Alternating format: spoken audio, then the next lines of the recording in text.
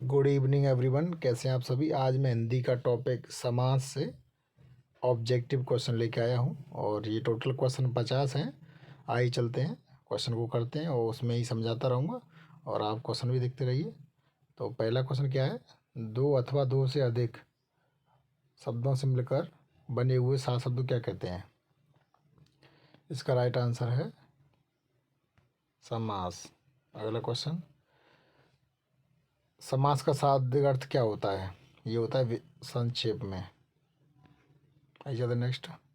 निम्न में से कौन सा पद अव्ययीभाव समास है। अव्ययीभाव कौन सा है इसमें, ग्रहागत, आचार्यकुल, प्रतिदिन, कुमारी। इसका आंसर है प्रतिदिन। आइए चलते नेक्स्ट पे।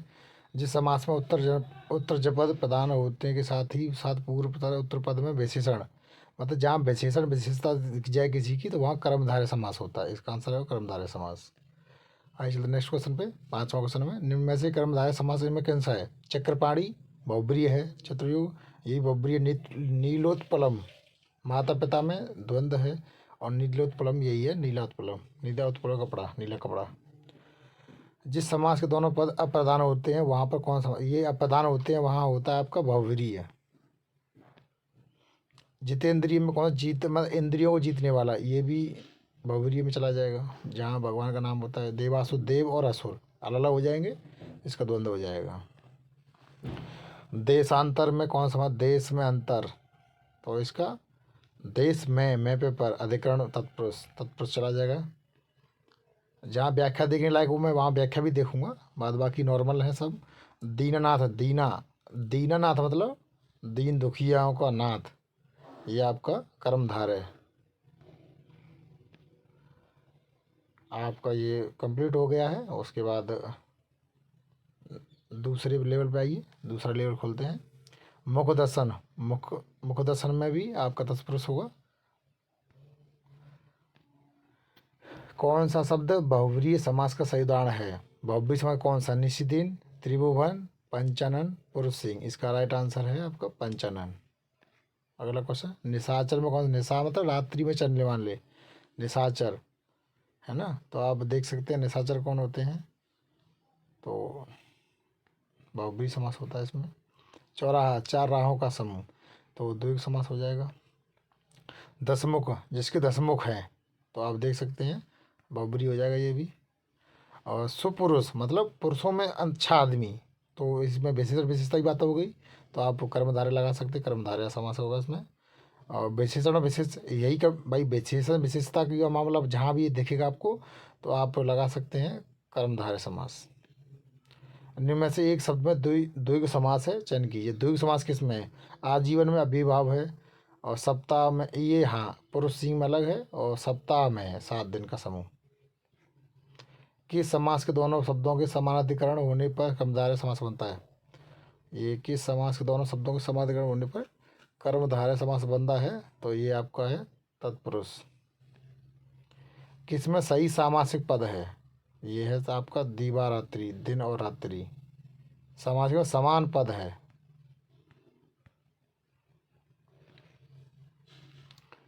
ये भी हो गया। इसके बाद लेवल 3 पे आइए। लेवल 3 है Start trading on Olam Trade with just 70 rupees. Wait, only 70? आ गया है। Wow, I can start so small. And if I use the risk-free trades option, I won't lose anything, no matter what. Are you still watching? Download Olam Trade and get started.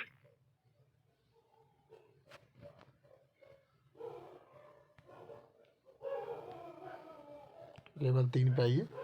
द्विगु समास का उदाहरण क्या, द्विगु समास आप जानते हैं गिनतियाँ जहाँ होती हैं तो त्रिभुवन हो, चतुरानन होगा नहीं, बहुव्रीहि हो जाएगा। दिन रात में द्वंद्व हो जाएगा तो त्रिभुवन इसका आंसर हो जाएगा।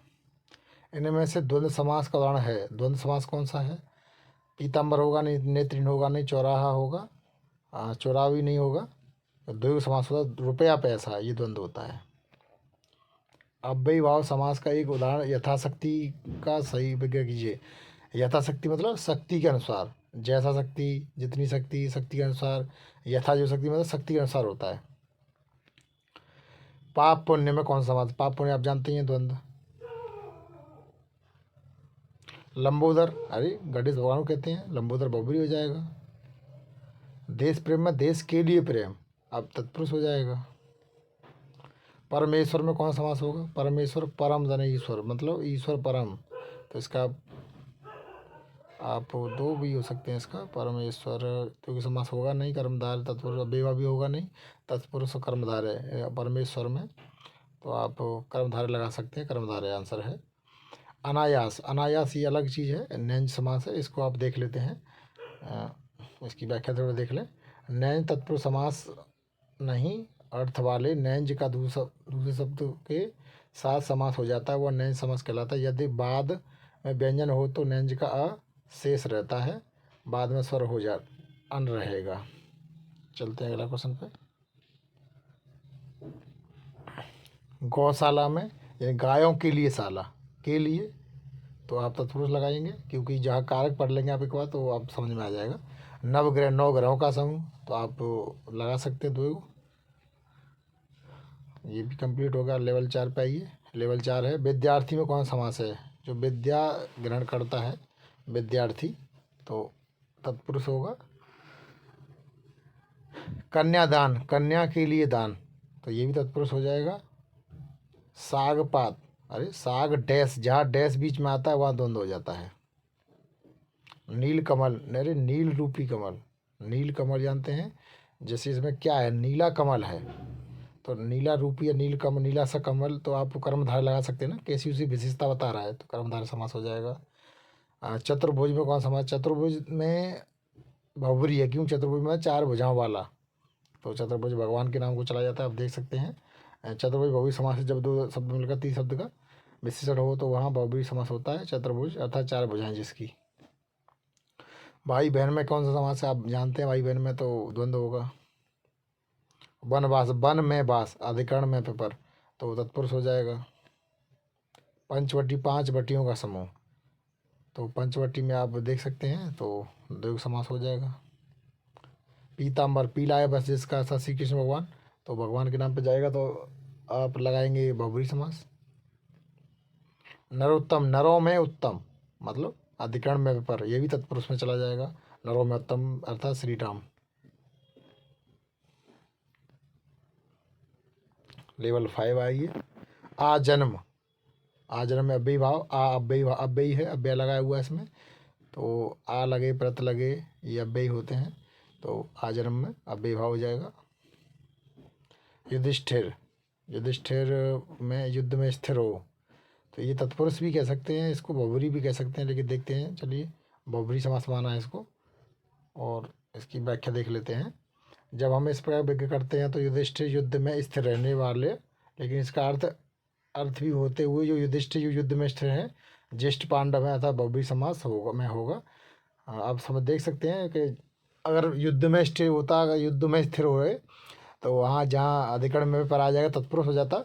अब ये ऑप्शन पर डिपेंड करता है, पहले हमको प्रायोरिटी भगवान को देना है, और जो भी तीसरा, जो दोनों सोच करके जो भी हम बोलते हैं उसको देखते, तीसरे की उत्पत्ति हो रही है तो आप बहुब्री लगा सकते हो वहाँ। तो आप देख सकते हैं यहाँ खुद ही उत्पत्ति हो रही है, अगर जैसे सोच रहे युधिष्ठिर, तुरंत हमको याद आ रहा है कि ज्येष्ठ पांडव, इसलिए हमारा आंसर बहुब्री होगा। आइए चलते हैं अगले क्वेश्चन पे। गगनचुंबी, गगन को चूमने वाली, गगन को, यहाँ तत्पुरुष हो जाएगा।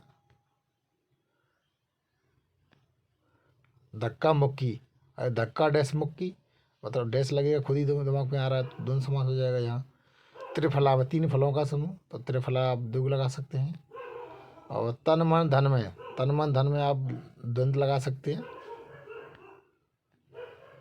चक्रपाणी, चक्र को धारण करने वाला था श्री कृष्ण भगवान, तो बहुब्री लगेगा यहाँ, इसमें बहुब्री हो जाएगा। पाप पुण्य, पाप डैश पुण्य होता है, पाप पुण्य, तो इसमें भी द्वंद्व हो जाएगा।